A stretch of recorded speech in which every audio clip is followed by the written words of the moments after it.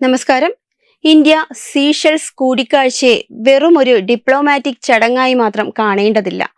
ഡൽഹിയിൽ നടന്ന ഈ കൂടിക്കാഴ്ച ഇന്ത്യയുടെ ഭാവി വിദേശ നയത്തെയും ഇന്ത്യൻ മഹാസമുദ്ര മേഖലയുടെ തന്ത്രപ്രധാന നീക്കങ്ങളെയും വ്യക്തമായി കാണിച്ചു തരുന്ന ഒരു സന്ദേശം കൂടിയാണ്. സീഷെൽസിന്റെ പുതിയ പ്രസിഡന്റ് ആദ്യമായി വിദേശയാത്ര തിരഞ്ഞെടുത്ത രാജ്യം ഇന്ത്യ ആയത് യാദൃച്ഛികമല്ല. ചെറിയൊരു ദ്വീപ് രാജ്യമാണെങ്കിലും ഇന്ത്യയുമായുള്ള ബന്ധത്തിന് അവർ നൽകുന്ന പ്രാധാന്യം ഇതിലൂടെ വ്യക്തമാണ്. വിശ്വാസവും സ്ഥിരതയുമുള്ള ഒരു പങ്കാളി എന്ന നിലയിലാണ് സീഷെൽസ് ഇന്ത്യയെ കാണുന്നത്. ആ വിശ്വാസമാണ് ഈ കൂടിക്കാഴ്ചയുടെ ഏറ്റവും വലിയ മൂലധനം. ഈ സന്ദർശനത്തിനിടെ ഇന്ത്യ സീഷെൽസിന് $175 മില്യൺ സാമ്പത്തിക സഹായം പ്രഖ്യാപിച്ചു.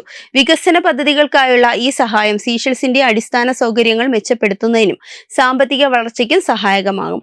എന്നാൽ ഇതിനെ വെറും സാമ്പത്തിക സഹായമായി മാത്രം കാണാൻ കഴിയില്ല. ദീർഘകാല ബന്ധം ശക്തിപ്പെടുത്താനുള്ള ഇന്ത്യയുടെ തന്ത്രപരമായ നീക്കമാണ് ഇതിന് പിന്നിൽ.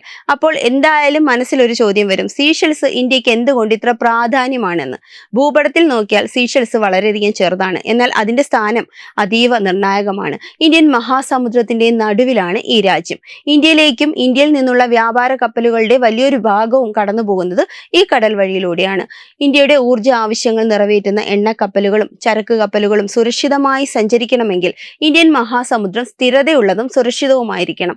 കടൽക്കൊള്ള, മയക്കുമരുന്ന് കടത്ത്, അനധികൃത മത്സ്യബന്ധനം തുടങ്ങിയ വെല്ലുവിളികൾ ഈ മേഖലയിൽ നിലനിൽക്കുന്നു. ഒറ്റയ്ക്ക് ഇന്ത്യക്ക് എല്ലാം നിയന്ത്രിക്കാൻ കഴിയില്ല. സീഷെൽസ് പോലുള്ള രാജ്യങ്ങളുമായി ചേർന്ന് പ്രവർത്തിച്ചാൽ മാത്രമേ ഈ പ്രശ്നങ്ങളെ ഫലപ്രദമായി നേരിടാൻ കഴിയൂ.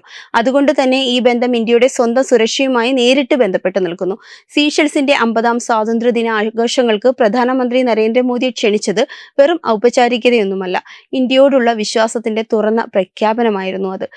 മൊത്തത്തിൽ നോക്കുമ്പോൾ ഇന്ത്യ കടൽ സുരക്ഷയിലായാലും സാമ്പത്തിക വികസനത്തിലായാലും ബുദ്ധിപരമായ ദീർഘദർശിയായ നീക്കങ്ങളിലൂടെ ആയാലും മുന്നോട്ട് പോവുകയാണ്. സീഷെൽസ് പോലുള്ള ചെറിയ രാജ്യങ്ങളുമായി വിശ്വാസബന്ധം വളർത്തി ദീർഘകാലത്തിൽ സ്വന്തം സുരക്ഷയും സ്വാധീനവും ഉറപ്പാക്കുക എന്നതാണ് ഇന്ത്യയുടെ ലക്ഷ്യം. വെബ് ഡെസ്ക് തത്വമൈ TV.